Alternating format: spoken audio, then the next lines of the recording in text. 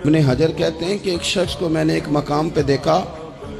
وہ میرے علاقے کا تگڑا بندہ تھا، سیاںا بندہ تھا، مالدار تھا، کیا کہتے ہیں پنجابی میں ڈنڈی پٹی بڑی قائم تھی،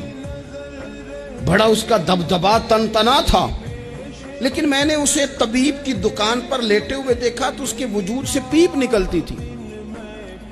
میں نے اسے کہا یار تیرے نام سے تو لوگ خوف زدہ رہتے تھے، تیرا نام لے کے تو لوگ بچوں کو ڈرایا کرتے تھے، تیرے سے انسلاک رکھنے والے تو بازاروں میں گردنیں اونچی کر کے چلتے، تجھے کیا ہوا؟ تو کہنے لگا بس جب خدا کا حکم آیا، جب اللہ کی حکمت کا غلبہ ہوا، جب تک اس نے ڈھیل دی تو دی، لیکن جب وہ پکڑنے پہ آیا تو پھر حال یہ ہوا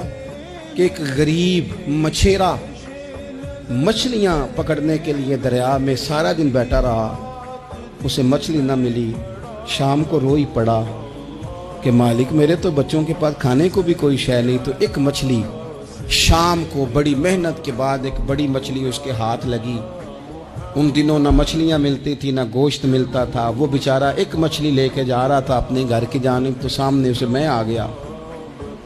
جو طریقہ ہوتا ہے، کدھر لے کے جا رہے ہو، کہاں سے لی ہے؟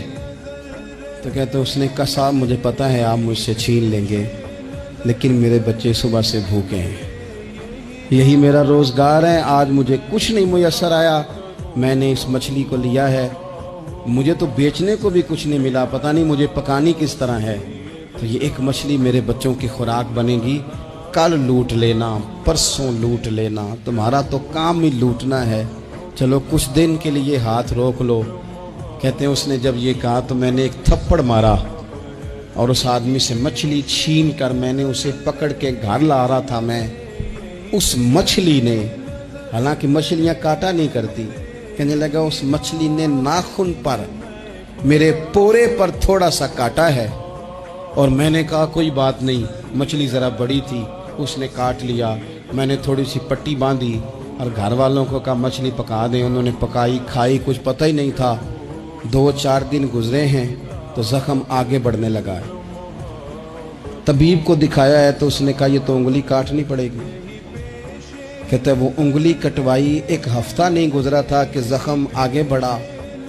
تو پھر وہ ہاتھ کی طرف بڑھا، تو میں نے جا کے دکھایا تو اس نے کہا ہاتھ بھی کاٹنا پڑے گا،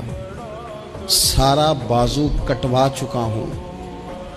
رات کو نیند نہیں آتی، ایک لقمہ پیٹ میں نہیں گزرتا،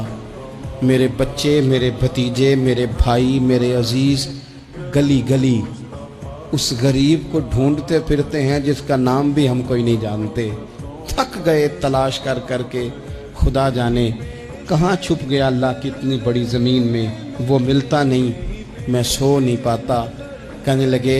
شیخ میرے لیے دعا کر دو، مجھے کچھ نہیں چاہیے، بس وہ مجھے مل جائے اور میں اس سے نا معافی لے لوں، بس وہ مجھے معاف کر دے، 2 جملے معاف، جیسے بھی ہوگا میں منا لوں گا، بندہ درکار ہے۔ ابن حجر نے لکھا ہے، کہتے ہیں وہ تڑپتا رہا، روتا رہا، آہوزاری کرتا رہا، میں نے بھی اس کے لیے دعا کی کہ اللہ کرے وہ شخص تجھے مل جائے۔ پھر کچھ دنوں کے بعد مجھے کسی نے بتایا کہ مر تو گیا ہے تڑپ کے، پر اس سے معافی کا موقع میسر نہیں آیا۔